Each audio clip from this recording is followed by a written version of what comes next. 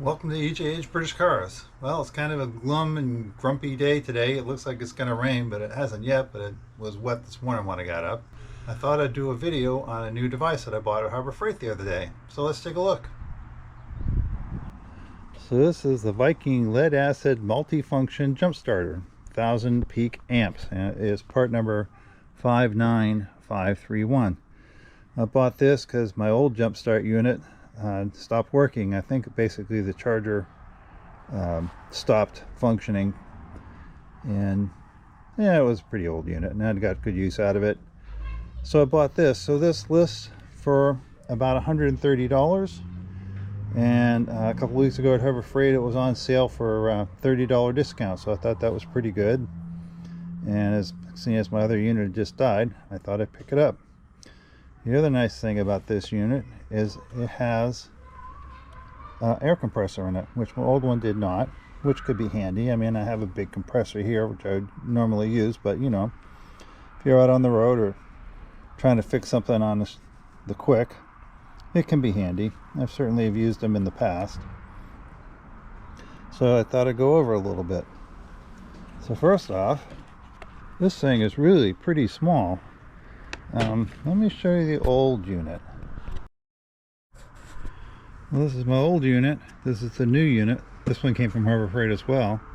So you can see this is probably about half the volume of that, and this is a bit lighter. This one does not have an air compressor. The one thing that this did have, this had a gauge in it, which I kind of liked. And this one, if you press the test button, it just tells you it has lights, low, medium, and full. And they've gone from this style of work light to LEDs. These are actually pretty bright, so it's not bad. The jumper cables, these were a bit heavier duty and a little bit longer, but these seem to function quite well. I have used this a couple of times now. Not terribly hard. I've got a 3.5 liter V8 in the TR8, and the battery on that's getting kind of weak. So if it sits for a week or two, battery's not dead to the world, but it doesn't have enough to start it. It'll sort of crank the motor over really slowly, and putting this on was no problem. And don't forget that this battery is in the trunk, so it's got about a 9 or 10 foot battery cable, so there's a lot of power loss between the battery and the starter motor. This also has a USB port to charge, so the old one did not. It also had this, well, I think of it as a cigarette lighter, but they call it a power port. So that's kind of nice. And it has a work light. I'm trying not to shine that right into the camera. And also does flashing, I suppose, if you're on the side of the road and just trying to warn people that you were there. That would be good. It looks like it was flashing SOS there for a minute. It sure is. It's flashing SOS. For those of you who know Morse code. Okay. And then the air compressor is in the back. It has his attached instruction sheet, but this is just paper. That's not going to last very long. So it has a small compartment and about a 3-foot lead. These are those typical adapters for, blowing up sports balls and whatnot. Interesting, this end actually threads on. Everything else I've always seen either had like a clip or something like that, but that's okay. One thing I thought was a bit odd, this is the connection to charge it up, so that flips out and it's like just a regular wall plug, but then it comes with the essentially an extension cord. So that plugs onto there like that. This one here, just something similar, but it just plugged into the end without the flip downs. I suppose nothing particularly wrong with that, but it's just the first time I'd seen that. And then this is the switch for the air compressor. I may go throw that on a tire and we'll give it a whirl here in a couple of minutes. So I'd say that this one's just about twice as heavy as that one. Like I say, because it's still a lead acid battery, but it certainly cranked the TR8 over really pretty easy. And I do like it has the USB port.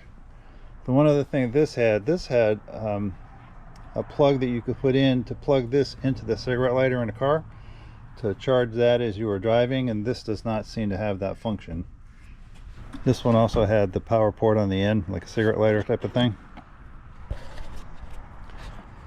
So here are the two charging clamps. The one on the left is the new one. The one on the right was the old one. You can see it's about a quarter again as big, and it certainly seems to have a slightly larger draw capacity. But this still is.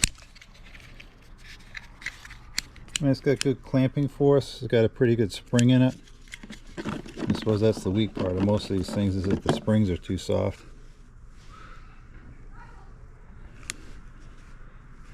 This one does seem to have, these are actually metal clamps all the way with brass inserts, and then rubber here, whereas these are a plastic clamp with the metal inserts. And the power is only on the one jaw that I can see.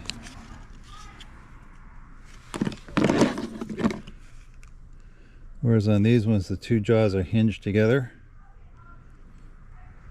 so that there was power on both sides.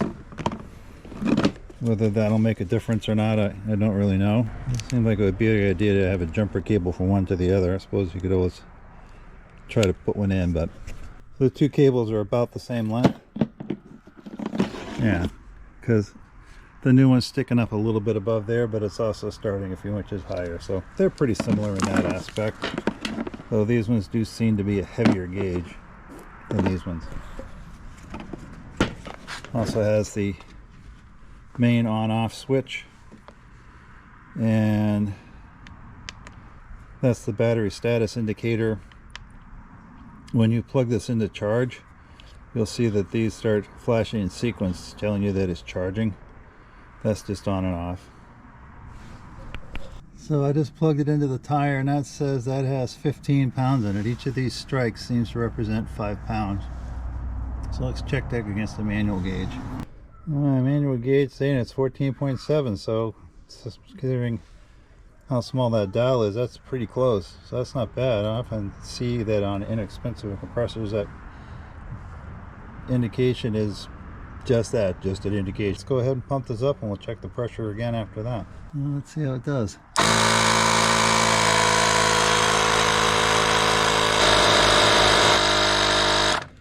Well, there's 25 pounds. So when I edit this video, I'll check the timestamp on that, because that was not very fast. That was probably at least a minute and a half, and this is a small tire. It's a 165/15. So as you can see, it's, by modern standards, that's pretty small. If you were doing like the tires, the 20-inch tires that are on my wife's Cadillac, it would be several minutes to blow it up. But then again, several minutes when you're out on the side of the road somewhere, not such a bad deal, as opposed to waiting for AAA or RAC or whoever it might be. So let me get this disconnected, and we'll check the pressure. 26.8, so that gauge is reasonably close. I mean, you know, if you were really trying to race your car or something to be super accurate, it wouldn't be close enough. But you know, for that type of a deal, just side of the road, that's really great. By the way, this is my free tire pressure gauge from the Triumph Wedge Owners Association. It's actually a nice little piece of kit. There's bar and kilograms and PSI, KPA, kilograms a centimeter, cubic centimeter. Cool. I wanted to point out too that they've got a notch. This is the door for the storage for the airline. They got a little notch so you can close it up so it's not flapping around when you're walking around with it. That's kind of nice. Attention to detail, you know. Well, it runs a little bit of the battery out. I thought I'd show you how this looks when you plug it in. So I'm just kind of balancing this on my hand here, so I'm going to have to put the camera down for a second. You can see it cycling through, saying it's putting a bit of a charge in. When I use the the test button, it just said it was full, because I mean it's only run down from having to run the compressor, so I'm sure it didn't take that much power out of it. But that's how you can tell it's charging, and then when it's fully charged it just stays on green. And if you're really careful, there's just enough room to fit the power cord in here along with the charging hose. You can see it kind of pushes out a little bit, but that's kind of handy. I hope you enjoyed all that. It's just a quick video for a rainy day, or kind of a grungy day, I suppose. Don't forget to like, subscribe, comment, and share, and we'll see you next time.